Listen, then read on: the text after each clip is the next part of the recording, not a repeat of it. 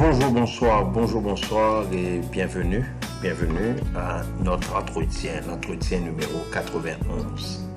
Chers amis, aujourd'hui, je viens vous dire qu'en notre qualité de chrétien, en notre qualité de croyant, qu'en notre qualité de serviteur et de servante de Dieu, et qu'on a souvent l'impression, des fois on se sent très seul. Des fois, on se sent isolé, écarté, on ne voit personne, on ne sait quoi dire, quoi faire, quoi penser. On a l'impression de dire comme Jésus, mon Dieu, pourquoi m'as-tu abandonné? D'autres fois, on est entouré de gens, environné.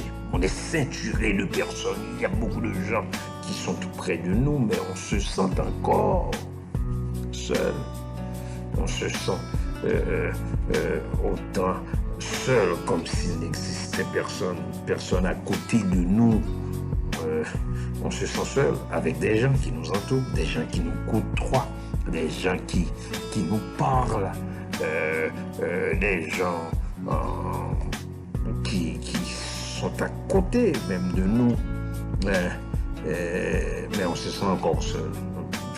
Plusieurs sont seuls à cause d'un déracinement en raison des problèmes économiques. Plusieurs vont s'immigrer dans un autre pays.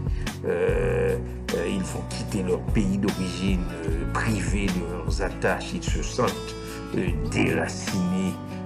D'autres, c'est à cause de la perte d'un conjoint, de la perte d'un être cher, comme pour le cas de l'une de nos amies, nos amies d'enfance, Suzette Plito, jérémienne, qui habitait à côté de notre maison et qui nous connaissait quand on avait 4, 5 ans, 6 ans.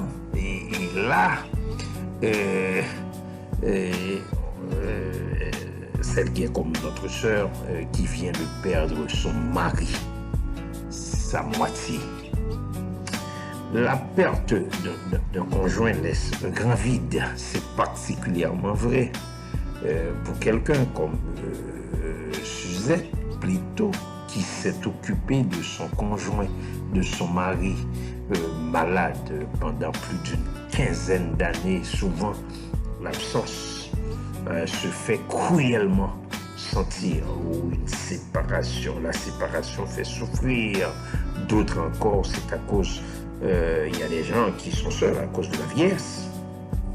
Les personnes âgées se sentent souvent seules, même lorsqu'elles ne sont pas délaissées. Des proches ou des amis sont peut-être en mesure de leur rendre visite occasionnellement, mais que dire du reste du temps, des jours ou des semaines où personne ne vient les voir? Existe-t-il un remède à cette pandémie? J'appelle ça une pandémie de solitude.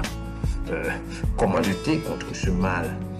Chers amis, il y a une différence entre être seul et se sentir seul. On peut être seul sans se sentir seul, de même qu'on peut se sentir seul au milieu d'une foule, comme je vous l'ai dit déjà. Tout cela pour vous dire que la solitude est un état d'esprit, un état d'être, une émotion due au sentiment de séparation avec les autres. Ce sentiment d'isolation peut être très poignant, très émouvant, très bouleversant, très touchant, très saisissant. Dans la Bible, nous retrouvons le roi prophète David, un homme selon le cœur de Dieu, qui se sentait très seul.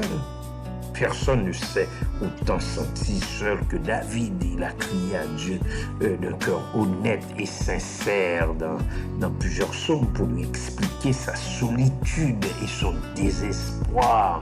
Son propre fils, dans la Bible, dans son propre fils, le fils de David, s'est révolté contre lui. Les hommes d'Israël l'ont poursuivi et il a été forcé à fuir la ville en laissant sa maison et sa famille derrière lui. Seul et affligé, il n'avait plus d'autre issue que de se tourner vers Dieu pour le supplier d'avoir pitié de lui et d'intervenir. Sa seule espérance était en Dieu, était en lui. Et il est intéressant de noter que dans le Nouveau Testament, l'adjectif seul n'est jamais employé dans le Nouveau Testament pour décrire une personne. Le terme désert n'apparaît que 2 fois dans Marc 1er 45 et Luc 5 16 pour désigner les endroits où Jésus se retirait loin de toute compagnie. Donc, pour vous dire, quelle que soit la cause de notre solitude, le déracinement ou la perte d'un conjoint, comme pour le cas de notre amie Suzette de Pléto, vous devriez savoir, ou nous devrions savoir, que pour un chrétien, la solution est toujours la même. Jésus a promis de nous jamais quitter ni nous abandonner. Nous pouvons être réconfortés par les paroles de ce vieil hymne qui dit « Si ton sentier devient rude et pénible, rassure-toi, Jésus est là. Souviens-toi qu'avec lui tout est possible, et parce que son amour te conduira, il est là. Tous tes soucis, ne les connaît-il pas? Par sa puissance invincible, il t'en délivrera. Et si même Satan dans sa rage t'assaille, rassure-toi, Jésus est là. Dans le combat, si ta force défaille, son bras fort te soutiendra. Rassure-toi, Jésus est là. Tes ennemis ne les connaît-il pas? Au plus fort de la bataille, il en triomphera. Et si tu souffres, triste et solitaire, comme Suzette Pléto, rassure-toi, Jésus est là pour toi. N'a-t-il pas gravi le calvaire, Suzette? Son amour te suffira. Rassure-toi, Jésus est là. Tous tes soupirs, ne les connaît-il pas? Il t'aime, et plus doux qu'un frère, il te consolera.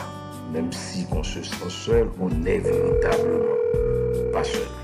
Clibert Jean-Charles vous a parlé. Au revoir et à bientôt.